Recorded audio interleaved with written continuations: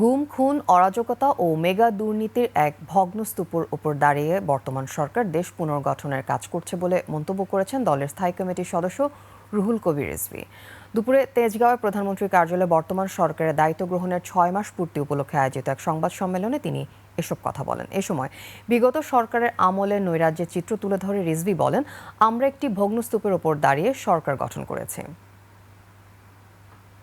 একটি ভগ্নস্তূপের উপর দাঁড়িয়ে বাংলাদেশ জাতীয়তাবাদী দলের নেতৃত্বাধীন সরকার বা তার জোটের সরকার প্রতিষ্ঠিত হয়েছে। চারিদিকে ছিল অরাজকতা, নৈরাজ্যের এক ধূসর পরিবেশ। কে কখন গুম হয়ে যাবে, কে কখন অদৃশ্য হবে, তার কোনো ইয়াত্তা ছিল না। বিচার বহির্ভূত হত্যা লেগেই ছিল এবং প্রত্যেকটি ছিল হচ্ছে রাজনৈতিক উদ্দেশ্য প্রণোদিত। কেউ খালের ধারে, কেউ নদীর ধারে, কেউ পুকুরের ধারে, প্রতিদিন একটার পর একটা লাশ পাওয়া যেত।